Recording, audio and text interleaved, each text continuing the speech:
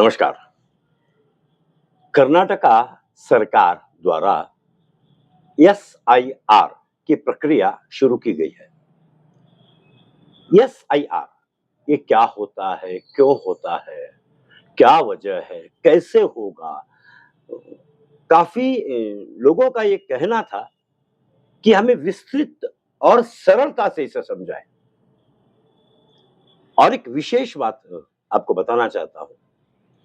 यह जो हमारा क्षेत्र है दांडेली, यह एक इंडस्ट्रियल एरिया होने की वजह से यहाँ पर कई अलग-अलग राज्य के लोग, यहाँ के निवासी है, यहाँ आकर बसे हैं, जिन्हें ठीक से कन्नड़ नहीं आती। कन्नड़ हमारी राज्य की भाषा है, उसका हम पूर्ण सम्मान करते हुए सभी तक यह जानकारी सही और सरल तरीके से पहुंचे, इसके लिए हम यह आज का विशेष प्रसारण कर रहे हैं। क्या होगा, कब तक होगा, इसकी विस्तृत जानकारी लेने के लिए, आप तक पहुंचाने के लिए इस वक्त मेरे साथ अभय वाडकर जी है। बहुत बहुत स्वागत है अभय वाडकर जी। ये जो हमारा विधानसभा क्षेत्र है दांडेली, हड़ियाल और जोइडा, इसके लिए एज ए मास्टर ट्रेनर यानी जो बीएलओ होता है, बीएलओ सुपरवाइजर्स होते हैं, बीएलओ के सुपरवाइजर, आप उन्हें सारी जानकारी देते हैं, क्या करना है, कैसे करना है। बीएलओ मतलब block level officer, block level officer. इनको सरकार अपॉइंट करती है, चुनाव आयोग की ओर से इनको नियुक्त किया जाता है, किया गया, वो इसके ओर कार्य करते हैं। एसआईआर क्या है सर? एसआईआर मतलब स्पेशल इंटेंसिव रिवीजन, इसके लिए इंग्लिश में कहेंगे हम। इसीलिए विशेष गहन पुनर्परीक्षण करके किया जा रहा है। पूरे भारत देश में मतदार सूची का पुनः परीक्षण होता रहता है, उसमें से सतत निरंतर चलने वाली प्रक्रिया है। 1950 से लेकर आज तक जितने भी इलेक्शन हुए, बीच बीच में पुनरीक्षण एसआईआर प्रक्रिया होती आई है। ये पहली बार नहीं है। अच्छा। लास्ट परीक्षण हुआ था हमारे कर्नाटक में 2002 साल 2002 को हुआ था। उसके बाद बीच में गैप हुआ। एक्चुअली 10 साल के बाद होनी थी प्रक्रिया, लेकिन वहां पर हम बहुत सारी समस्या आई। शहरों का विस्तृतकरण होता गया, बढ़ते गए शहर, उसके बाद में टेक्नोलॉजी का उपयोग उसमें होता चला गया और बार बार नई टेक्नोलॉजी के अंदर लेकर इस मतदार सूचियों को फिर से तैयार करने के प्रोसेस में थोड़ा सा डिले हुआ है। फिर भी अब इस बार चुनाव आयोग की ओर से उत्तर भारत में कुछ राज्यों में, जैसे पश्चिम बंगाल का इलेक्शन हुआ हो, बिहार का इलेक्शन हुआ हो, आसाम के इलेक्शन हुए, उन राज्यों में एसआईआर प्रोसेस होने के बाद ही इलेक्शन प्रक्रिया प्रारंभ। अच्छा, तो आप एक बात पूछना चाह रहा हूँ, इलेक्शन होने से पहले पूरे भारत के अंदर एसआईआर होगा? नहीं, उससे पहले एक्चुअली महाराष्ट्र में इलेक्शन हुआ है, फिर भी इस साल हमारे साथ ही उनकी प्रक्रिया भी चल रही है। अच्छा। ऐसा नहीं कि इलेक्शन के पहले करे, इलेक्शन बाद में करे, लेकिन निरंतर चलने वाली प्रोसेस प्रक्रिया है। अच्छा। उसी के तहत कार्य किया जाए। इसका मुख्य उद्देश्य आप लोगों के लिए बता देता हूँ। जो भी पात्र व्यक्ति है, जो एलिजिबल कैंडिडेट है, उसे मतदार सूची में शामिल होना हो, उसे शामिल करेंगे, और जो अपात्र व्यक्ति है उनको मतदार सूची से बाहर करेंगे। एक बहुत ही हेल्दी और पारदर्शी मतदार सूची इस प्रक्रिया के माध्यम से तैयार होने वाली है। हर निवासी का मूलभूत अधिकार है मत देना, वोट देना, और हर एक से निवेदन करता हूँ, मत देना आपका मूलभूत अधिकार है, आपकी जिम्मेदारी है। तो इस बार जो आप कर रहे हैं, ये वोटिंग लिस्ट में नाम जोड़ने या घटाने के लिए कर रहे हैं। जो सही जिसके पेपर्स हैं, हर प्रकार से जो सही है, और अगर मतदाता सूची में अगर उनका नाम नहीं है तो आप जोड़ देंगे। यस, ठीक है। एक विशेष बात आपने बता दिया कि यह क्यों किया जा रहा है, और अभी जो चल रहा है इसका पीरियड कितना होगा? इसका पीरियड हम स्टार्ट करेंगे, हम देखेंगे। ऑलरेडी हम दूसरे चरण में, यहाँ पर इसे गणना चरण करके कहा जाता है। 30 जून से ये प्रक्रिया प्रारंभ हुई है। 19 जुलाई 2026 से ये प्रक्रिया चलेगी। बीएलओ आपके घरों में आएंगे और आपके लिए इनैमरेशन फॉर्म दिए जाएंगे। इनैमरेशन फॉर्म देने के बाद ये फॉर्म कैसा होगा? गणना प्रपत्र होगा। ये फॉर्म है आपका इनैमरेशन फॉर्म। अच्छा, इस प्रकार का फॉर्म हर एक घर में बीएलओ आएंगे। बीएलओ हर एक मतदाता के लिए फॉर्म बना हुआ है। अच्छा। जिनका नाम 2025 की मतदार सूची में है, उनको ये फॉर्म मिल जाएगा। उसमें उनका फोटो रहेगा, उनका यहाँ पर विवरण पूरा दिया गया है। साथ ही साथ यहाँ पे एक क्यूआर कोड दिया गया है, उसे भी आप स्कैन करके आप जानकारी यहाँ पर दे सकते हैं। ऑलरेडी यहाँ पे थोड़ा सा अगर प्रिंट बराबर ठीक नहीं दिखाई दे रहा तो इसमें भी आप देख सकते हैं। अच्छा। मोबाइल के ऊपर इसमें फोटो भी लगा हुआ है। ये पुराना फोटो है, नया फोटो यहाँ पर एक जो आपका कलर फोटो होना चाहिए, ज्यादातर उसमें हम देख सकते हैं पीछे का जो बैकग्राउंड है वह अगर सफेद रंग का रहेगा तो आपकी फोटो क्लियर आएगी। एक मिनट सर, यानी आप बोल रहे हैं कि हमें एक पासपोर्ट साइज फोटो कंपल्सरी देना है, कंपल्सरी देना है और पीछे बैकग्राउंड जो होता है वो व्हाइट रहेगा, क्योंकि ये जो हम देख सकते हैं पुरानी मतदार सूची के आधार पर ही उसे प्रिंट किया गया था, क्योंकि उससे पहले हम लोगों ने फोटो नहीं दिया है। हो सकता है कुछ लोगों का 2002 साल का ही फोटो रहेगा वहाँ पे, वो उस समय जवान तब थोड़े बूढ़े दिखाई दे रहे होंगे, उम्र का फर्क उसी के पड़ेगा। हिसाब से पहचान होने के लिए अच्छा हो, इसीलिए यहाँ पर जो आप जो प्रेजेंट फोटो है वो पासपोर्ट साइज का फोटो देने के लिए कहा गया है। यानी आपका कहना है कि बीएलओ आपके घर तक आए इससे पहले आप अपने दो फोटो निकाल के रखिए, 2 passport size photo with maximum कोशिश कीजिए कि बैकग्राउंड व्हाइट हो, ठीक है। सफेद रंग का। दूसरी चीज, मेरे घर में मान लीजिए कोई बिस्तर पर है, उम्र दराज है, विकलांग है, वह जा नहीं पाएंगे तो उनके लिए एक सुविधा दी गई है बीएलओ ऐप में। उनके लिए जब मोबाइल में ये फॉर्म डाउनलोड करेंगे उस समय उनके लिए एक सुविधा है, वहां पर फोटो चाहिए तो उस व्यक्ति का वहीं पर घर में वो कैप्चर करके फोटो यहाँ पे स्कैन करके अपलोड कर सकते हैं। कौन करेगा? वो बीएलओ ही काम करेंगे, बीएलओ की ड्यूटी रहेगी, वो काम कर सकते हैं। बीएलओ जब घर में आएंगे तो अगर मैं मेरी फोटो निकलवा के ला सकता हूँ तो लेके आ जाऊं, और अगर मेरे घर में कोई बिस्तर पर है या जा नहीं सकता तो उनके मदद बीएलओ खुद फोटो खींच के कर दे। अच्छी बात। तीसरी बात, ये जो फॉर्म पूरा भरा हुआ है, ये मान लीजिए मैं पढ़ा लिखा नहीं हूँ, मुझे नहीं समझता है, तो क्या करें? एक्चुअली यह स्थानिक भाषा में, कन्नड़ यहाँ की स्थानिक भाषा है, इसे कन्नड़ में इस फॉर्म को दिया गया है। अब उसके लिए जो बीएलओ है उनके लिए ट्रेनिंग दी गई। आज जो लोग भर नहीं सकते फॉर्म, उनके लिए भरने के लिए आप सहायता कीजिए। अगर वो लिख नहीं सकते कन्नड़ तो आप लिख कर दीजिए करके कहा गया। अच्छा, ये जो भी लिखा हुआ है ये कन्नड़ में ही लिखना कंपल्सरी है या इंग्लिश में? इंग्लिश में भी आप लिख सकते हैं, इंग्लिश का भी प्रयोग कर सकते हैं अगर नहीं कन्नड़ या इंग्लिश। लेकिन आपका समस्या क्या है वो बता देता हूँ। अभी यहाँ पे कन्नड़ लिखा हुआ है, ये आप अंडरस्टैंड कर पाएंगे तो अच्छी तरह से लिख पाएंगे इंग्लिश में। आप इसको अंडरस्टैंड नहीं कर पा रहे तो यहाँ पे इंग्लिश में कैसे आप लिखेंगे? अच्छा, मान लीजिए अगर आप उससे बीएलओ की सहायता लीजिए, अगर वो बीएलओ भर के दे देंगे, वो उस स्पॉट में आप लोग जानकारी रखिए और उनको बताते चले जाइए आपके जो नाम वगैरह कैसे लिखना है, क्या लिखना है, जो मतलब करेक्शन है आपके कोई हो सकता है कि आधार कार्ड में एक अलग नाम है, मतदार सूची में एक अलग, उससे क्या हिसाब से आपका जो मतलब परफेक्ट आपका जो नया जो नीचे का सेक्शन पोर्शन है यहाँ पे क्लियर आप लोगों का जो डिटेल है वो सही रूप में आप भर दीजिए। अच्छा, क्योंकि इसी के आधार पर फिर बाद में मैं आपसे ये पूछ रहा था कि मान लीजिए मुझे ना पढ़ना आता है ना लिखना आता है तो बीएलओ आपकी सहायता करेंगे, बीएलओ भर देंगे, हम अपनी जानकारी उन्हें दे देंगे, बस उतना काम कीजिए। क्या क्या जानकारी में क्या क्या देना पड़ेगा? अभी एक्चुअली यहाँ पे ऊपर 2 फोटो है। नहीं, हाँ 2 फोटो तो हो गया। यहाँ पर हम देखते हैं 2002 साल की जानकारी है।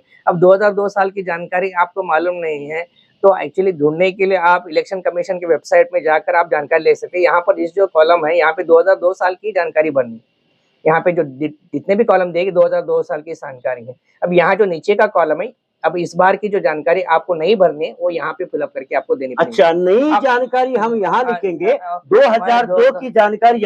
मुझे 2002 की बिल्कुल भी जानकारी नहीं है तो अब क्या करें? अब ढूंढ सकते हो इलेक्शन कमीशन। नहीं, मुझे पता ही नहीं है ना कि कैसे वैसे ढूंढना www.eci.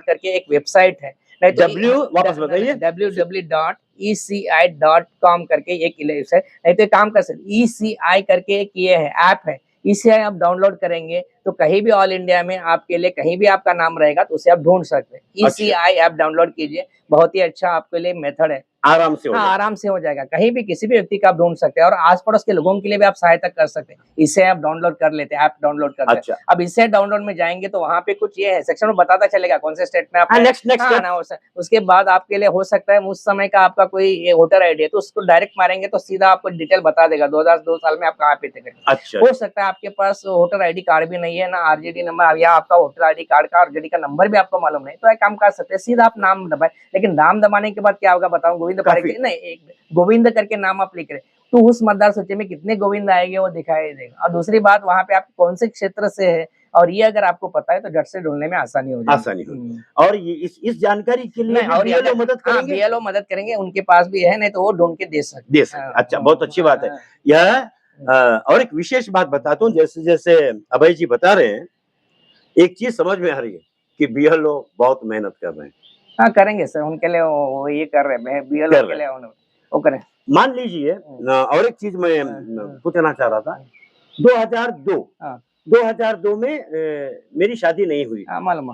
अब मेरी शादी हो चुकी है, मेरे पिता के नाम की जगह मेरे पति का नाम आ गया है। हाँ ठीक है। तो यहाँ पर वह जानकारी लिखेंगे तो ये जानकारी अपने आप समाप्त हो जाएगी वो तो और ये जानकारी चलेगी, लागू हो हाँ, जाएगी, लागू हो जाएगी, कोई प्रॉब्लम कोई नहीं। प्रॉब्लम नहीं। और 2025 कुछ बता रहे थे कि 2025 में जिसका वोट है हाँ। उन्हें ये आप दे रहे हो। हाँ ठीक है, जो नहीं है, नहीं है उनका क्या करेंगे उसके जो बारे में। उनका नहीं है। और मान लीजिए 2025 में मैं एक अलग क्षेत्र में, एक अलग किराए के घर में रहता था, मैंने अब घर चेंज कर लिया है, तब उसके लिए हम दे सकते हैं। जानकारी तो पहले इस क्षेत्र में आ जाएगा, उसके बाद ट्रांसफर या अलग से ये करने के लिए बाद में उसके लिए प्रोसेस चलेगा। अब यहाँ पे वोटर लिस्ट में नाम आएगा नहीं आएगा उसकी जानकारी सिर्फ इस SR प्रोसेस में रहेगी यहाँ पे। अच्छा।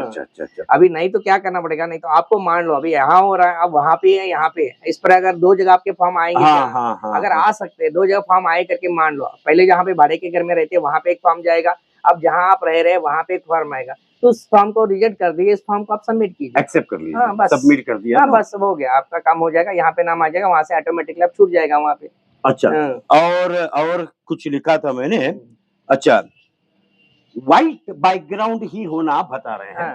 तो ये व्हाइट बैकग्राउंड फोटो वाला निकलवा के रख लें ताकि जब BLO आए तो हम ये रहे। और ये 2 फार्म है, ये एक में 2 फार्म दिख रहे हैं, वो देख बताता हूँ ये 2 क्यों है? 2 क्यों इसलिए बोले तो एक यहाँ पर आप लोग साइन करेंगे और यहाँ उसमें साइन अब बताता हूँ आपका इसमें पारिक जी, आप यहाँ पे साइन करेंगे, बेटे का ही फॉर्म आपका आ जाता है, बेटा यहाँ पे आपका अवेलेबल नहीं है, आप यहाँ पर बेटे के नाम पे मतलब फॉर्म भर के आप यहाँ पे साइन कर सकते हैं, ये भी सुविधा दी गई चुनाव में। अच्छा। मान लो आप कहीं गए हैं, बाहर गए, आप बेटे के पास गए, आपकी बेटी यहाँ पे रहती है, तो आपके नाम से बेटी भी यहाँ साइन करके यहाँ पे फॉर्म दे सकते। कोई एक रिस्पॉन्सिबल जिम्मेदार आदमी वहाँ पर उस फैमिली का जो बड़ा है वो साइन करके यहाँ पे दे, लेकिन यहाँ पे रिश्ता क्या है वो बताना पड़ेगा। अच्छा, उनकी तरफ से मैं साइन करा, मैं उनका बेटा हूँ। हाँ ये सुविधा ये फॉर्म मान लीजिए मेरे लड़के का है, अभी मेरा लड़का बैंगलोर में जॉब कर रहा है, तो मैं यहाँ पर क्या लिखना होगा? मैं यहाँ साइन करके लिख लो, मैं उनका पिता साइन कर आई एम ए फादर,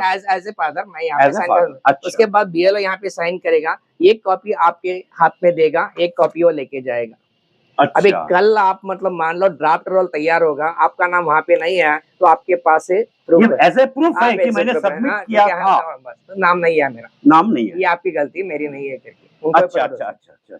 हाँ, अभी आपने अच्छी बात बताई, आपने हमने सब सही करके दे दिया, पूरा एकदम सही तरीके से भर दिया। उसके बाद भी अगर हमारा नाम नहीं आता है तो जब वोटर लिस्ट रिलीज होती है तब हमें और क्या मौके हैं वो बता देता हूँ आपने। एक्चुअली ड्राफ्ट रोल हमारा प्रकाशन होगा 5 अगस्त को। 5 अगस्त को यहाँ पे एक ड्राफ्ट रोल आ जाएगा, प्रिंट होके आ जाएगा, और उस ड्राफ्ट रोल में आपका अगर नाम नहीं आ रहा है तो 5 अगस्त से 4 सितंबर तक 1 महीना आप लोगों के लिए टाइम दिया गया, उससे आप ऑब्जेक्शन डाल सकते हैं। कहाँ पे? तहसीलदार ऑफिस में, वहाँ पे जाकर ARO मैडम रहती है, उनके पास से आप। कौन रहते हैं?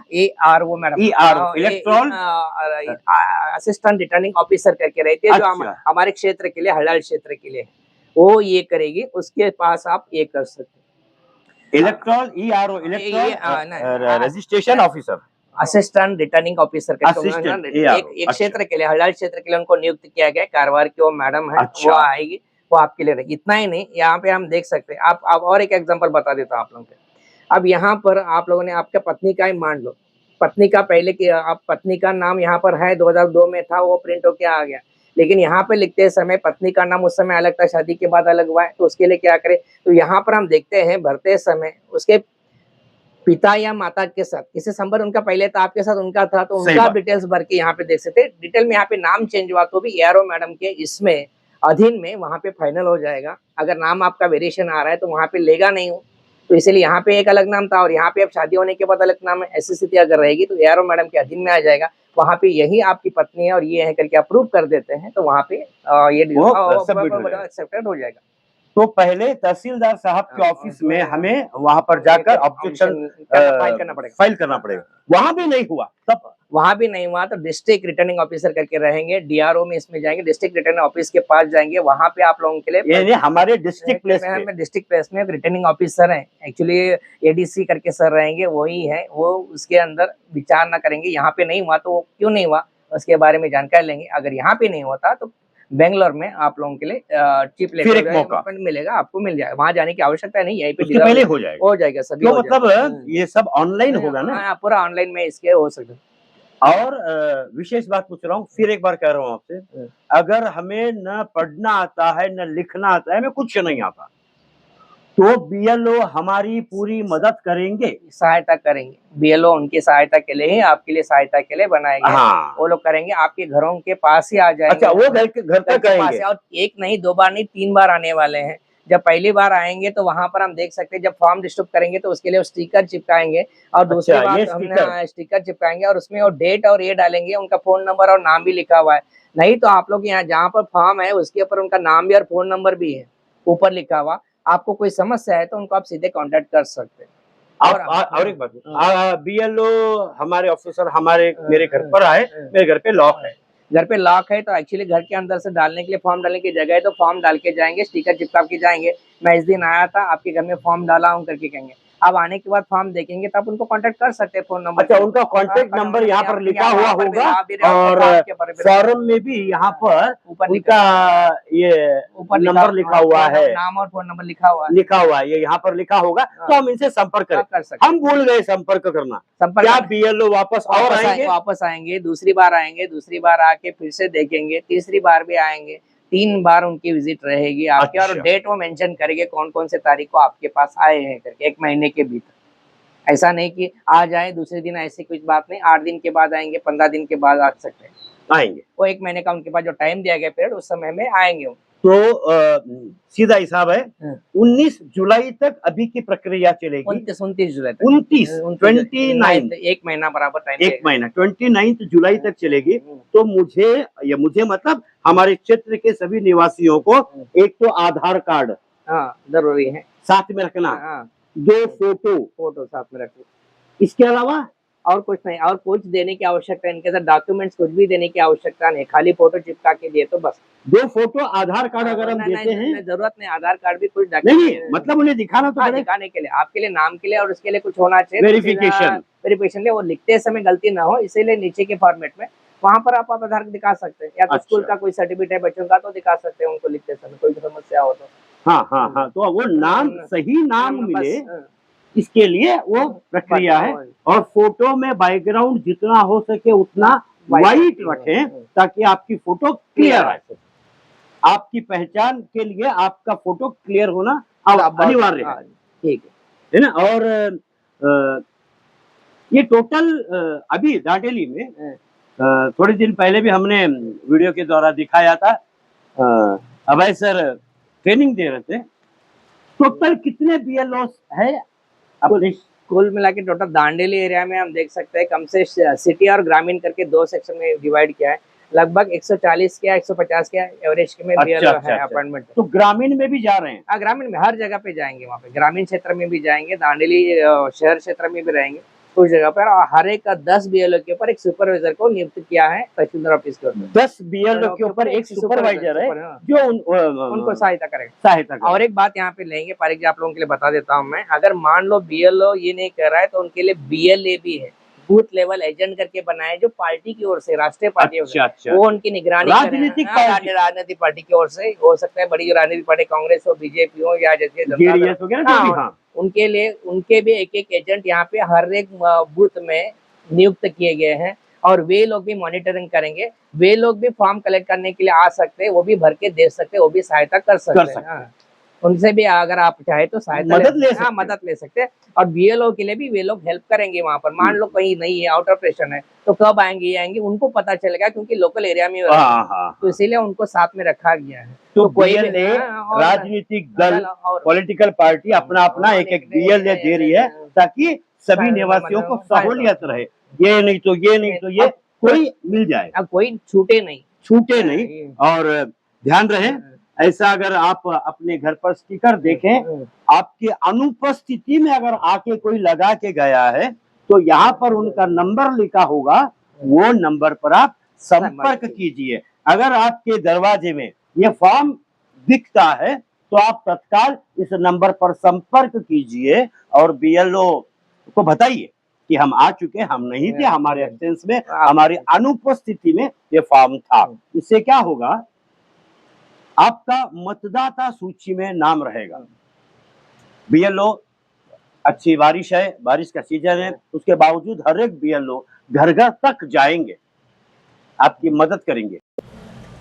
ये इस खाने के बारे में तो आपने बता दिया, ये क्या, ये जो सेक्शन है, ये जो लिखा है, और ये इसके बारे में बताइए थोड़ा, ऐसे पकड़ लीजिए। तारिक जी मैं बताता हूँ, ये हाँ जी। पार्ट 1 करके ले लीजिए। ये ऊपर का सेक्शन जो ऑलरेडी प्रिंटेड रहेगा, यहाँ पे कुछ करने की आवश्यकता नहीं है। 2002 में ये जो सेकंड पार्ट करके हम इसे ले लेते हैं, 2002 में आपका उस वोटर लिस्ट में नाम है तो यहाँ पे आप इंफॉर्मेशन भरेंगे, जैसे है वैसे ही, उसमें कोई आप ये नहीं कर सकते। जो आप लोग ईसीआई के इसमें ऐप में आप ढूंढकर लिख सकते हैं, नहीं तो बीएलओ आपको हेल्प करेंगे। नीचे का पोर्शन है जो प्रेजेंट आपकी इंफॉर्मेशन यहाँ पे डिटेल में भरेंगे, आपकी डेट ऑफ बर्थ हो, आपका आधार कार्ड, यहाँ पे भी आप लोगों के लिए कोई कंफ्यूजन नहीं है। मान लो एक एग्जांपल बता देता हूँ, यहाँ पे आप लोगों का 2025 में है, लेकिन यहाँ पे 2002 में उसका नहीं है। मेरे बेटे का ही मैं एग्जांपल लेता हूँ, 2002 में इस वोटर लिस्ट में वो नहीं था। अच्छा। तो यहाँ पे मैं इंफॉर्मेशन प्रेजेंट उसकी भरूंगा, लेकिन 2002 में मेरा था ना, हाँ, तो हाँ। अब तो मेरी इंफॉर्मेशन यहाँ पे मैं भरूंगा, तो मैं यहाँ पे रहूंगा, ये मेरा नाम ही रहेगा। मेरा संबंध यानी मेरे पिताजी के साथ संबंध नहीं है,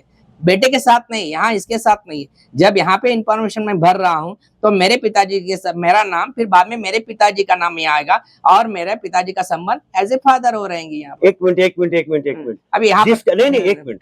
आपका कहना है कि जो नया भरेगा 2002 में नहीं था और 2025 में है, वो यहाँ पर उन्हें पिताजी का पूर्वज आपने कोई हो सकता है, रक्त संबंध आपके कोई हो, जो ब्लड संबंध रिलेशन, या तो आपके माँ बाप हो सकते हैं, या आपके दादा दादी हो सकते हैं, वो तो रहेंगे उस वक्त में। तो उनका आप यहाँ पर उनका जानकारी भरकर उनसे तुम्हारा क्या रिश्ता है वो भर दे तो बस। अच्छा, ये रेफरेंस के लिए कि मैं उसी रक्त से संबंध रखने वाला निवासी, मेरे दादाजी थे या मेरे पिताजी थे उस टाइम में, तो उनका नाम मैं यहाँ पर डिटेल्स लिख रहा हूँ, बस उतना ही रेफरेंस के लिए रहेगा। रेफरेंस तो ये वो इस जगह भरना, और ये बीएलओ भर देंगे। बीएलओ भर हमें जानकारी देना होगा कि भाई ये देखिए ये है। नहीं, आपने अगर जानकारी बनकर निकाल के रखी है तो बताइए, वो भर देंगे। भर देंगे, अच्छी बात है, नहीं तो वो ढूंढ के भरेंगे फिर बाद। हाँ, अच्छी बात है, बहुत। अभय सर, मैं विशेष वाडकर जी का हृदय से धन्यवाद देना चाहता हूँ, इतनी सरलता से और समय देने के लिए सबसे पहले धन्यवाद। ये बीएलओ जो नियुक्त किए गए हैं, ये टीचर्स लोग हैं। हाँ, टीचर्स लोग भी हैं, या तो आंगनवाड़ी के भी टीचर्स है वहाँ पे, है टीचर्स, है टीचर्स, शिक्षक ही है। फिर एक बार शिक्षकों के लिए कहना चाहूंगा कि किसी भी देश को सशक्त और शिक्षित बनाने में जो भूमिका शिक्षकों की होती है, उस भूमिका को प्रणाम करता हूँ। यह अपनी ड्यूटी करने के साथ साथ यह काम कर रहे हैं, दोनों साथ में करना पड़ेगा, दोनों ड्यूटी करके ही साथ में कर रहे हैं। एक बहुत बड़ी जिम्मेदारी निभा रहे हैं। सभी निवासियों से और जो भी इस वीडियो को देख रहे हैं उनसे विशेष निवेदन करता हूँ, पूरा साथ दीजिए इनका, यह कार्य आपके लिए कर रहे हैं। बहुत बहुत धन्यवाद। बहुत धन्यवाद। यहाँ पे आकर मुझे हिंदी में बात करने का जो मौका दिया उसके लिए मैं आपका धन्यवाद दूं, क्योंकि इतने अंजी बताने का कारण ही है क्योंकि 15 साल से मैं यहाँ पे हिंदी पढ़ाने का ही कार्य। अच्छा, आप हिंदी पढ़ाते हैं? हिंदी पढ़ाता हूँ, इसीलिए इतनी अच्छी आपके साथ मैं बोल रहा हूँ, इसलिए आपका भी धन्यवाद। यहाँ पे जन जागृति करने के लिए, क्षेत्र के लिए बहुत बहुत धन्यवाद। विशेष धन्यवाद आपका। सारी जानकारी हमने इसीलिए हिंदी में करने का एक प्रयास किया है, एक कोशिश की है, ताकि जिन्हें कन्नड़ नहीं आती हो उन्हें भी आसानी से समझ में आए, क्योंकि यह सरकारी प्रक्रिया सभी के लिए फायदेमंद हो, सभी के लिए उपयोगी हो और सभी को बहुत सरलता से समझ में आए। बहुत बहुत धन्यवाद जी, बहुत बहुत धन्यवाद।